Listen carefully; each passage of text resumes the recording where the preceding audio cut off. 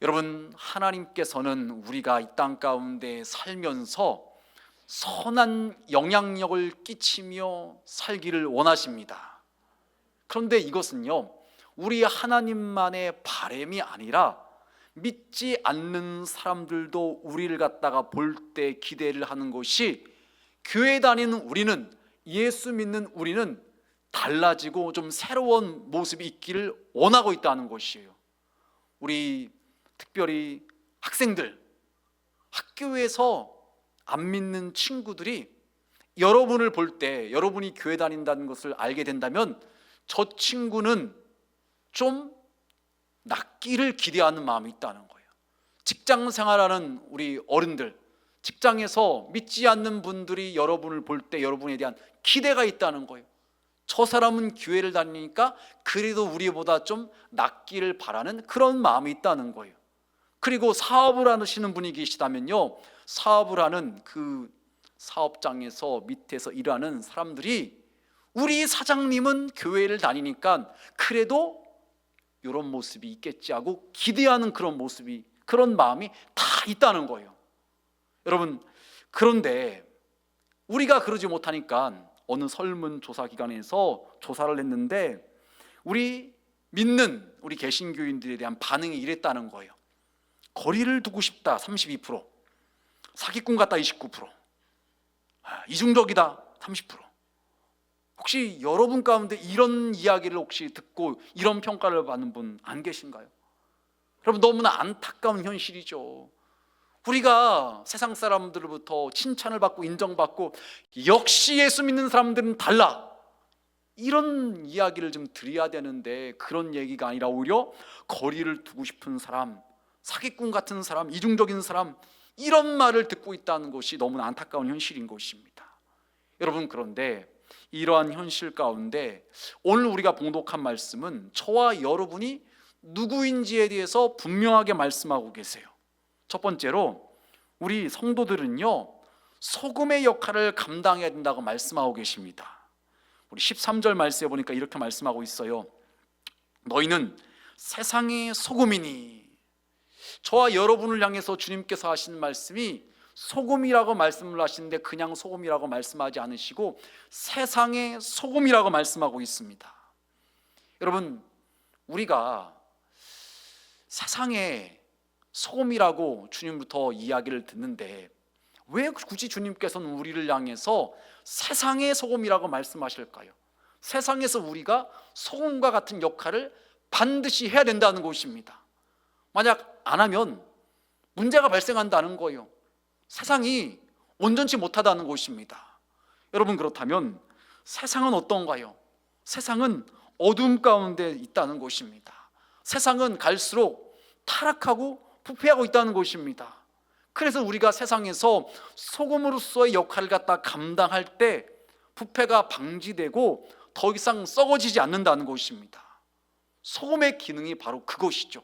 부패를 방지하는 것입니다. 음식에 들어간다면 잘 녹아져 가지고서 음식을 더욱더 맛있게 하는 것이 소금의 역할인 것입니다. 저와 여러분이 있는 삶의 자리에서, 가정에서도 그렇고요, 직장에서도 그렇고, 사업장에서도 그렇고, 학교에서도 그렇고 소금과 같은 역할을 해서 부패를 방지하고 우리가 있는 그 공동체가 살맛 나는 그런 곳이 되게 만들어줘야 된다는 것이에요. 그런데 만약 우리가 소금이라는 것을 잊어버리고서 그 역할을 감당하지 못한다면 반드시 문제가 생길 수밖에 없다는 거예요. 여러분, 사람의 몸도 그렇다고 그러더라고요. 저나트륨 혈증이라는 병이 있는데 여러분 혹시 들어보셨는가요? 저도 몰랐다가 저희 둘째가 태어난 지 얼마 안 됐는데 저나트륨 혈증으로 병원에 입원을 했어요. 그때 처음 들었어요. 이게 뭔가. 의사 선생님이 설명을 해주는데 사람의 몸에 적당한 소금의 성분이 있어야 되는데, 유지돼야 되는데 그것이 수치가 떨어지면은 병이 생긴다는 거예요. 그래서 저나트륨증에 걸리면은요, 정신이 혼미해지고 막 구토가 나오고 막 두통이 생기고 막 이런 증상들이 나타난다는 거예요. 그래서 저나트륨 혈증에 걸리면은 소금 성분이 들어가 있는 수액을 마치면 낫는다는 거예요. 굳이 뭐 다른 치료 크게 안 해도 그거 소금 성분이 보충이 되어지면 낫는다는 것입니다. 여러분, 사람의 몸도 소금 성분이 있을 때 아프지 않고 정상적인 기능을 하는 것처럼요, 우리가 살고 있는 세상도 그렇다는 것입니다. 여러분, 가장 쉬운 예가 바닷물을 이야기할 수가 있죠. 바닷물의 염분의 농도가 물 약 1kg에 염류가 35g이라는 거예요. 구체적으로 염화나트륨은 27g이고요. 약 3%밖에 안 되는 농도임에도 불구하고 그 3%가 있기 때문에 바닷물이 썩지를 않는다는 것입니다. 적은 양이지만 그것이 있음으로 인해서 썩지 않고 바닷물이 바닷물로서의 기능을 할 수 있다는 것이에요. 여러분, 우리가 세상의 소금이라는 것은요, 세상에서 비록 많지는 않은 적은 물일지 모르지만, 적은 숫자일지는 모르지만 소금과 같은 역할을 하면 우리로 인해서 얼마든지 이 세상이 더 이상 부패하지 않고 하나님의 심판을 받지 않을 수 있다는 것입니다. 오히려 우리로 인하여서 우리의 선한 영향력을 받은 이 세상이 성시화되고 하나님의 나라가 세워질 수가 있다는 것이에요. 여러분, 과거 로마 제국이 기독교를 국교로 받아들일 때 그 개신교인들의 숫자는요, 학자마다 좀 다른데 어떤 학자는 5%가 좀 안 됐다고 그러고 어떤 학자는 1%가 안 됐다고 그래요. 그런데 얼마 안 되는 적은 인원이었지만, 개신교인들이 예수 믿는 사람이 얼마 안 됐지만 그 작은 숫자가 소금과 같은 역할을 했더니 로마 사람들이 그것에 도전을 받고 결국 그들의 선한 영향력으로 인해서 처음에는 기독교를 공인했다가 나중에는 국교로 받아들이게 되었다는 것입니다. 여러분, 이것이 소금과 같은 역할을 우리가 이 땅 가운데 살 때 이루어지는 일이라는 거예요. 믿지 않는 가정에서 처음으로 예수 믿는 사람이 소금과 같은 역할을 할 때 결국 그 한 사람으로 인해서 그 가정이 다 인과기도 일어나지는 것입니다. 다 구원받게 되는 것입니다. 직장에서 한 명의 학생이, 한 명의 직장인이 학교에서, 직장에서 소금과 같은 역할을 잘 감당할 때 그 공동체가 변하게 되어 있는 것입니다. 여러분, 그래서 우리가 우리의 신분이 세상의 소금이라는 것을 잊지 말고 그 역할을 감당하는 것이 필요한 것입니다. 여러분, 창세기 18장 32절에 보면 이런 말씀이 있어요. 아브라함이 하나님께 기도하는 내용이에요.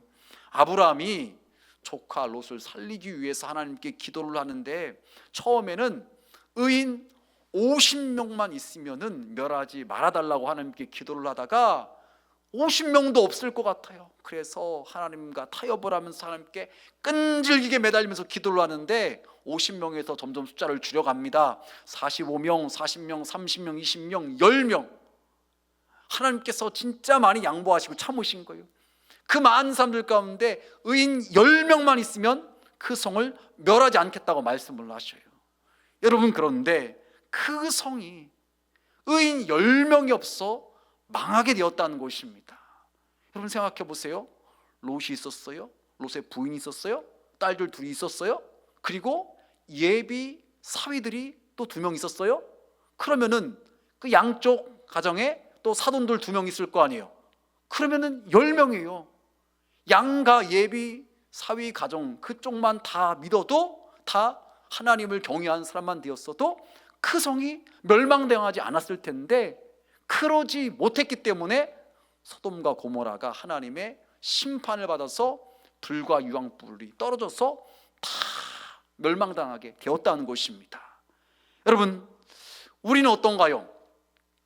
우리는 하나님 보시기에 어떤 사람이라고 평가를 받고 있는가요? 정말로 우리의 모습이 세상의 소금과 같은 짠맛을 내는 그런 모습이 있어서 우리가 살고 있는 곳이, 우리의 가정이 나 때문에 하나님께서 심판하지 않으셔요. 우리 직장이 나 때문에 하나님께서 심판하지 않으셔요. 우리 사업장이, 우리 교회가, 우리가 살고 있는 곳이 하나님께 내가 간절히 기도하기 때문에 하나님의 심판과 하나님의 징계가 지연되고 있다. 여러분, 이런 사람이 우리가 되어야 된다는 것입니다. 우리로 인해서 하나님께서 길이 참으시고 우리 때문에 더 이상 부패가 되지 않는 그런 일이 있을 수 있어야 된다는 것입니다. 여러분, 두 번째로 오늘 말씀은 성도들은요 빛의 역할을 감당해야 된다는 것입니다. 5장 14절에 보면 이렇게 말씀하고 있어요. 너희는 세상의 빛이라. 산 위에 있는 동네가 숨겨지지 못할 것이요 사람이 등불을 켜서 말 아래에 두지 아니하고 등경 위에 두나니 이러므로 집안 모든 사람에게 비치느니라. 우리를 향해서 하나님께서 말씀하시는 것이 너희는 세상의 빛이라고 말씀하십니다. 어둠 가운데 있는 이 세상을 갖다가 밝히는 빛이 우리의 존재라는 것입니다.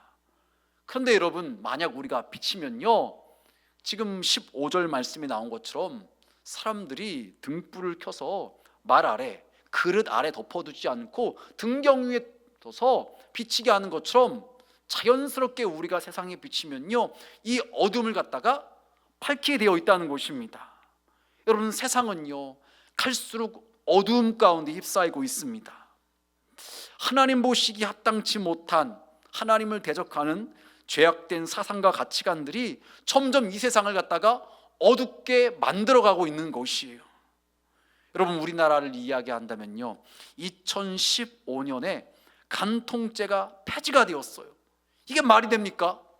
간통이라는 죄를 저질렀으면 당연히 정죄받고 재판받고 형벌을 받아야 되는 것이 당연한 일인데 그것이 폐지가 되었다는 거예요. 그리고 차별금지법과 관련돼서 2007년에 처음으로 법안이 올라갔다가 물론 폐기되었지만요 잊을만 하면 또 국회의원들이 올려서 폐기되고 또 올리고, 이것이 그냥 수차례 계속해서 반복되고 있는 것이 지금 우리가 살고 있는 이 시대의 현상인 것입니다.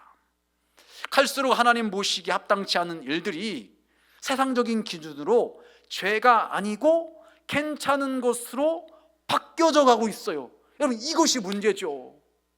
여러분, 학생이, 중학생이, 고등학생이, 학교를 다니는 아이들이 임신을 해도 괜찮은 거예요? 이거 아니잖아요. 그런데 우리 충남에서 얼마 전에 학생 인권조례가 통과되었었어요.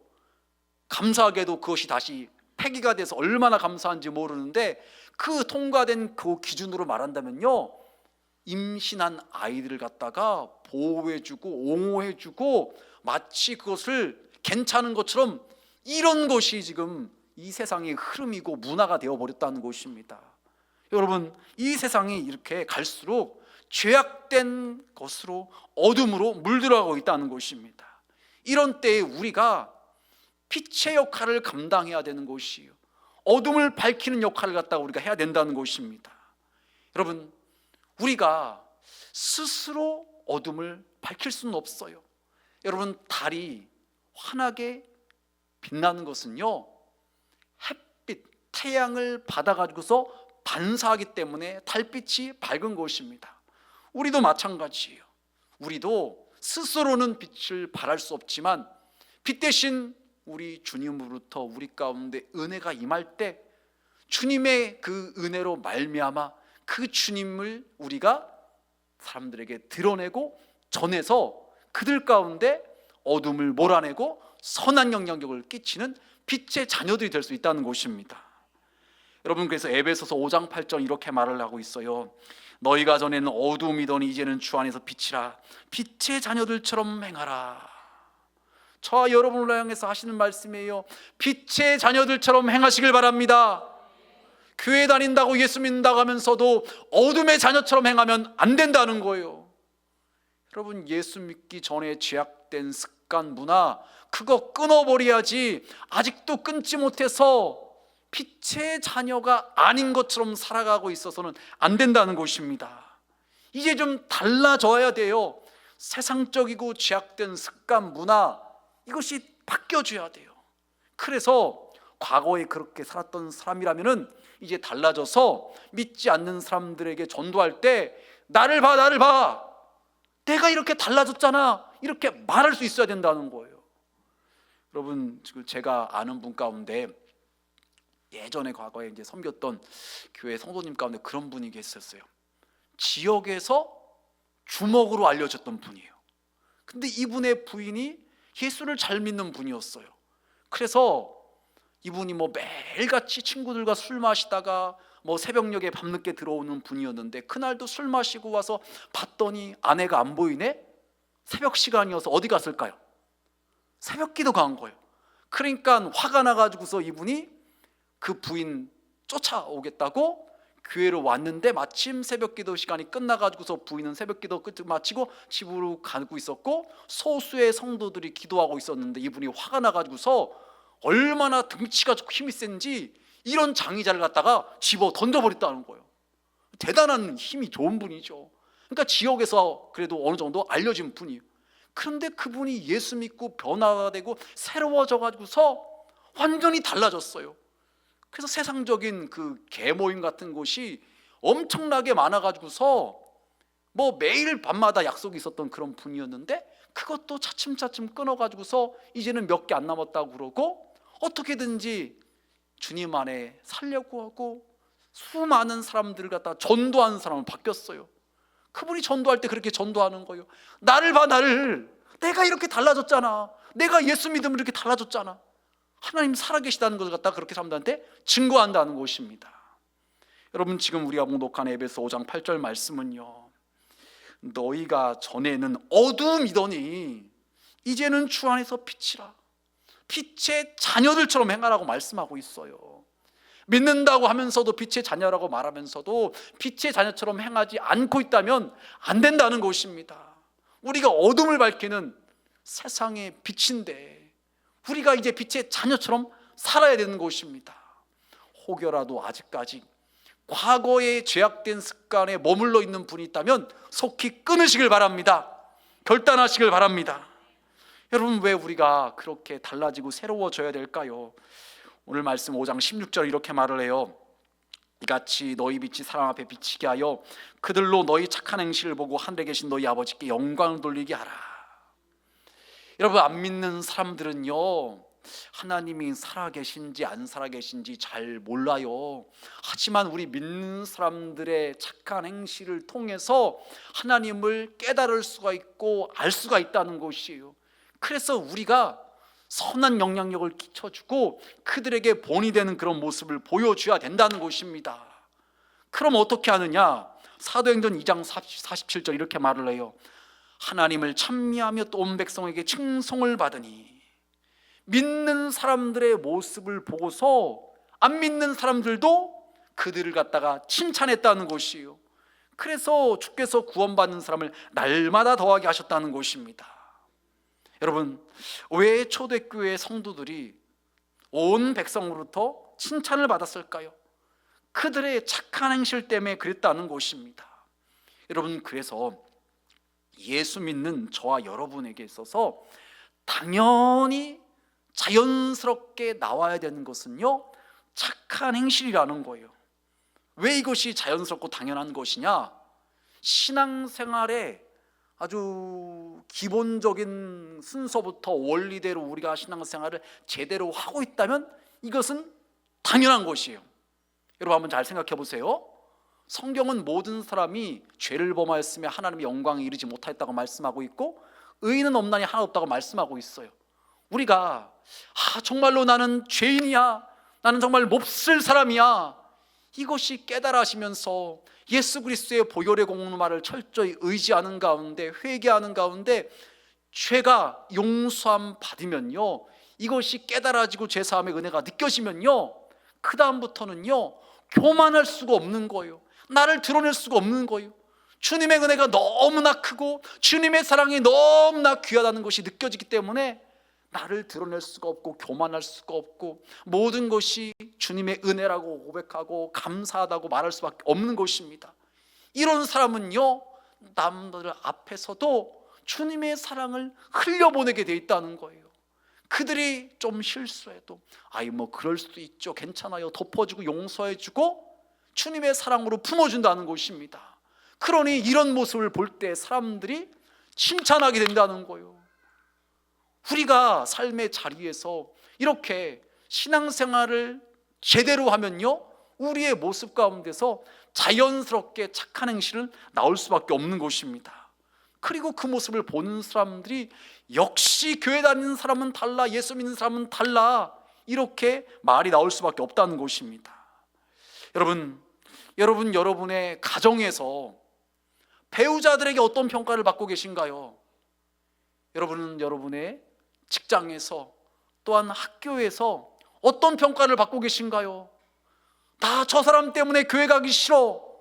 혹시 그런 말 듣고 계신 분 안 계시죠? 우리로 인해서 믿지 않는 사람들이 교회라는 곳이 어떤 곳인가? 나도 한번 가보면 좋겠다. 나도 예수 믿으면 저렇게 달라질 수 있을까? 변화될 수 있을까? 이런 기대감이 생길 수 있어야 된다는 것이요. 그리고 우리를 통해서 하나님 살아계시구나, 하나님께서 진짜 계신 분이구나, 이런 말이 나와서 하나님께 영광이 되어져야 된다는 것입니다. 여러분, 우리의 모습 가운데 착한 행실이 있다면요, 그것이 어떤 일을 이룰까요? 여러분, 누가복음 7장 2절에서 6절 말씀에 보면은 백부장에 관한 이야기가 나와요. 이 말씀에 보니까 이렇게 말하고 있어요. 어떤 백부장의 사랑하는 종이 병들어 죽게 되었더니, 백부장은 이방인이에요.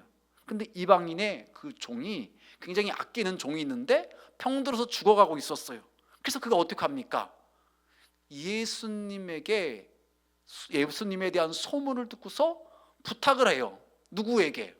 백성의 지도자급에 해당되는 장로들에게 부탁을 하는 거예요. 그래서 3절 말씀에 보니까 예수의 소문을 듣고 유대인의 장로 몇 사람을 예수께 보내어 오셔서 그 종을 구해 주시기를 청한지라.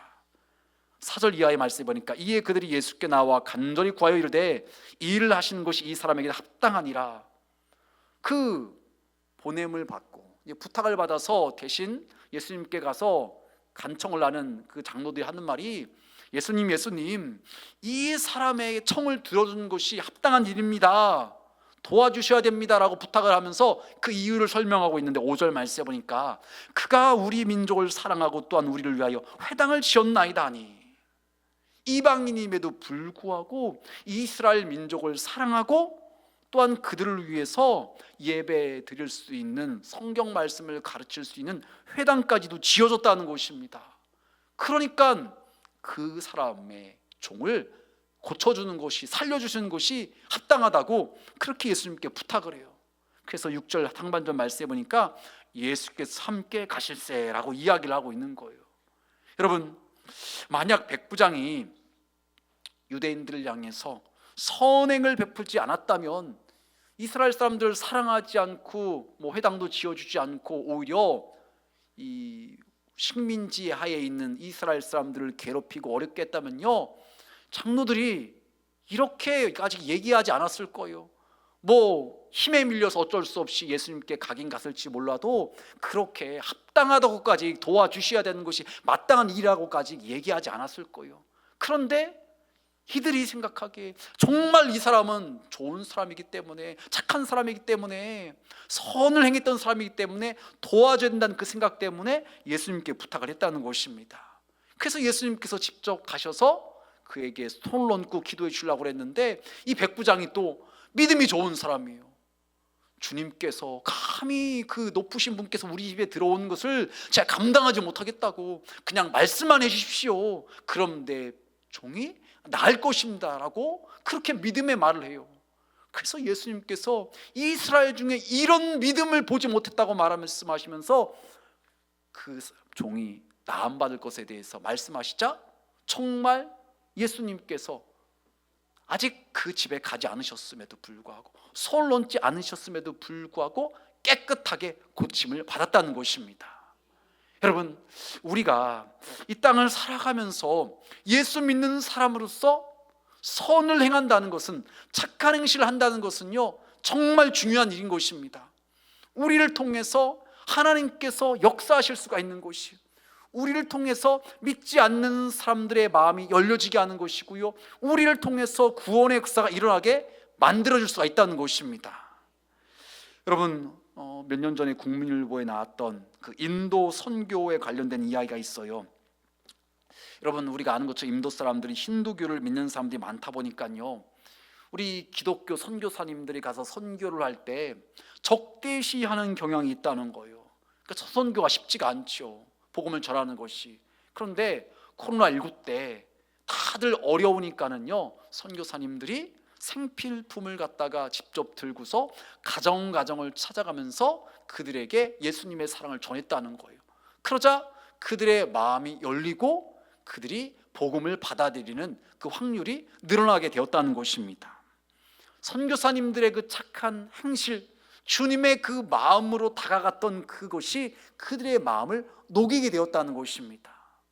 여러분, 세상 사람들은요, 하나님께서 살아계신지 안 살아계신지 잘 몰라요. 하지만 우리가 먼저 믿은 우리가 주님의 마음을 가지고서 주님의 사랑을 품고서 그들에게 다가서서 주님의 사랑을 실천할 때, 어둠을 밝혀주는 빛의 역할을 갖다 감당할 때, 소금으로서의 짠맛의 역할을 감당할 때, 그들이 우리를 통해서 주님의 사랑을 갖다가 깨닫게 되고 주님을 갖다가 알게 될 수 있다는 것입니다.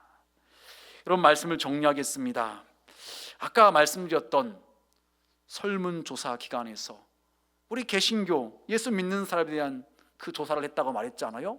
그러면은 일반 사람들의, 우리 예수 믿는 사람들에 대한 기대, 바람은 무엇일까요? 보니까는 성숙한 인격이 있었으면 좋겠다, 그리고 높은 도덕성이 있었으면 좋겠다, 봉사와 기부의 삶이 있었으면 좋겠다, 그렇게 우리 믿는 사람들에 대한 기대가 있다는 것입니다. 여러분, 어떻게 그런 기대에 부응하면서 세상에서 여러분의 가정과 직장과 학교와 사업장에서 그렇게 빛으로서 소금으로서의 사명을 감당하고 계신가요? 여러분, 솔직하게 우리가 그것이 잘 안 될 때가 많이 있잖아요. 그래서 우리는요, 우리의 연약함을 고백하고 그렇게 살지 못한 것을 회개하고 하나님의 도우심을 구하는 것이 필요한 것입니다. 주님, 내가 세상의 소금이라고 말씀하셨는데 제가 소금으로서의 짠맛을 내지 못했습니다. 이 썩어져가고 부패하는 세상의 부패를 방지하라고 말씀하셨는데 제가 그러지 못하고 똑같이 어울려서 함께 썩어져가고 있었습니다. 죄악 가운데 물들어가고 있었습니다. 솔직하게 우리 자신의 죄악을 고백하며 회개해야 되는 것입니다. 세상의 빛이라고 말씀하셨는데 빛으로서의 역할을 감당해서 어둠을 밝혀주는 그 역할을 갖다 감당하기는커녕 더 어둡게 만들고 더 사람들의 눈살을 찌푸리게 만들고 덕이 되지 못한 삶을 살아온 것이 있었다면 우리가 철저하게 회개해야 되는 것입니다. 여러분, 굳이 세상까지 가지 않더라도요, 우리의 목장 식구들에게 내가 정말로 빛처럼 소금처럼 녹아져서 타져서 섬김을 통해서 그들을 섬겨줬어야 되는데 섬겨주지 못한 것을 회개해야 되는 것입니다. 우리가 전도 대상자들, VIP들 적어냈잖아요. 여러분, 그런데 적어는 놨는데 그들을 섬겨주지 못한 거, 주님의 마음으로 주님의 섬김으로 그들에게 다가가지 못한 것을 갖다가 우리가 회개해야 된다는 것입니다. 거기까지 혹시 가지 못한다 할지라도요, 우리의 아내를, 우리의 남편을 섬겨주지 못했던 것, 우리의 부모님을 섬겨주지 못했던 것, 이것을 갖다가 우리가 회개해야 된다는 것이에요. 우리가 아내를 섬겨주고 우리가 남편을 섬겨주고 우리의 부모님을 섬겨주면요, 그분들이 변화되게 되어 있다는 것입니다. 정말 우리의 섬김이 없기 때문에 변화가 안 일어나는 경우가 많이 있다는 것이에요. 우리가 입으로는 여보 교회 가자, 예수 믿자, 우리 자녀들을 향해서 우리의 부모님을 향해서 그렇게 전도는 하는데 우리의 삶이 소금처럼 녹아지는 삶, 빛을 발하는 그 초처럼 타지는 삶, 그런 희생과 섬김이 없다 보니까는 우리의 전도를 받는 우리의 가족들이, 친척들이 너나 예수 잘 믿으세요, 속으로 이렇게 이야기를 한다는 것이에요. 우리가 희생하지 않고 헌신하지 않고 똑같이 매몰차게 굴고 똑같이 몰인정하게 구니까는 탈 바가 없는데 굳이 내가 교회 갈 이유가 뭐가 있겠어, 예수 믿을 이유가 뭐가 있겠어, 사람들이 이렇게 생각을 한다는 것입니다. 여러분, 이처럼 우리가 빛으로서 소금으로서 살지 못한 것을 철저히 회개해야 되는 것입니다. 그리고 이제는 그 사명을 감당해야 되는 것입니다. 우리의 힘으로 감당하지 못한 것을 깨닫고서 하나님의 도우심을 구해야 되는 것이요, 하나님 그렇게 살 수 있는 힘을 주십시오, 주님의 마음을 주십시오. 그렇게 기도해야 되는 것입니다. 내 힘으로 잘 안 되잖아요. 이 자존심이 살아가지고서 이게 잘 안 되잖아요. 내가 깨어진다는 거, 낮아진다는 거, 이게 잘 안 돼요. 그래서 주님께 도우심을 구해야 되는 것입니다. 주님, 제가 죽어지게 하여 주시옵소서. 제 자존심을 내려놓게 해 주시옵소서. 주님의 마음을 가지고서, 그 주님의 심정을 가지고서 그를 불쌍히 여기는 마음으로 우리가 섬겨주고 그들에게 소금으로서 빛의 사명을 감당하는 자가 되게 해달라고 우리가 기도해야 되는 것입니다. 그럴 때 주님께서 우리 가운데 역사하실 것입니다. 주님께서 우리를 사용하셔서 이 세상의 어둠을 몰아내실 것이고요, 썩어져가는 이 세상의 부패를 방지하게 하실 것입니다. 여러분, 말씀을 마쳤고요. 제가 오늘 그 문자 메시지로 그런 말씀을 좀 보내드렸잖아요. 마가복음 16장 17절에서 18절 말씀을 보내드렸어요.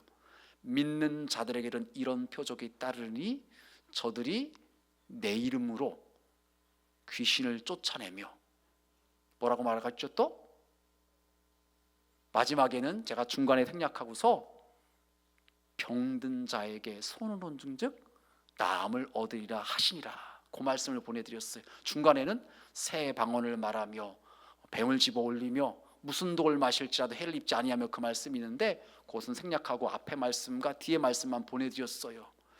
여러분, 하나님은 살아계신 하나님인 줄 여러분 믿으시길 바랍니다. 하나님은 지금도 우리 가운데 역사하시는 분이에요.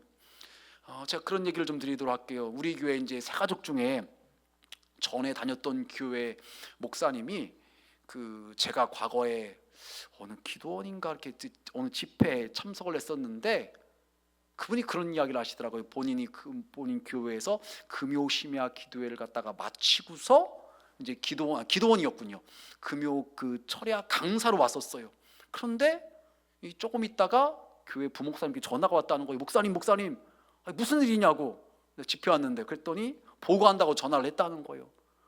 큰일 났어요. 무슨 일이냐고 했더니 누구 집사님이 눈을 떴어요 그러는 거예요. 알고 봤더니 시각장애인이었던 거예요. 앞을 못 보는 분이었는데 그날 교회에서 기도하다가 눈이 떠졌다는 거예요. 기적이 일어난 거죠. 그런데 그 이야기를 들은 목사님이 솔직하게 말하는데 진짠가 싶더래요, 본인이. 그러고 나서 저러다 나중에 또 안 보인다고 하는 거 아니야? 이런 마음이 들더라는 거예요. 근데 본인만 믿음이 부족한 것이 아니라 교인들도 믿음이 부족해가지고서 어떤 일이 발생했느냐, 그것이 소문 나가니까는요, 교인들이 찐빵하고 만두를 사갖고 와가지고서 집사님 어느 게 찐빵이고 어느 게 만두예요? 이렇게 확인을 하더라는 거예요. 여러분, 우리가 그렇게 참 믿음이 없어요. 하나님은 지금도 살아계신 하나님으로서 지금도 우리 가운데 역사하시는 분인 줄 믿으시길 바랍니다. 마가복음 16장 16절에서 17절은 그것을 말하고 있어요. 믿는 자들에게는 이런 표적이 따르니 그들이 내 이름으로 귀신을 쫓아내며 새 방언을 말하며 병든 자에게 손 얹은 즉 나음을 얻으리라고 말씀하고 계십니다.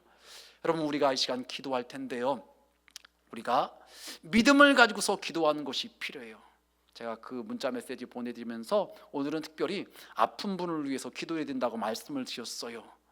하나님께서는 우리가 믿음의 말씀을 믿음으로 받아들이고 순종할 때, 기도하는 사람은 믿음으로 선포하고 믿음으로 손을 얹고 기도하는 것이고요, 기도를 받는 분들은 믿음으로 그것을 받아들이는 것입니다. 그럴 때 하나님께서 우리 가운데 어떤 역사를 이루실지는 아무도 알 수 없어요. 하나님의 놀라운 역사가 그 믿음으로 반응한 사람들 가운데 역사가 일어나게 되어 있다는 것입니다. 여러분, 그래서 오늘 저녁에 나오신 분들은 하나님은 살아계신 하나님이다, 이따 찬양 부르겠지만요, 할 수 있다 하신 이는 우리 주님이 할 수 있다 하신다는 거예요. 그러니 가능하다는 그 분명한 믿음을 가지고서 힘있게 찬양하고 기도했으면 좋겠습니다.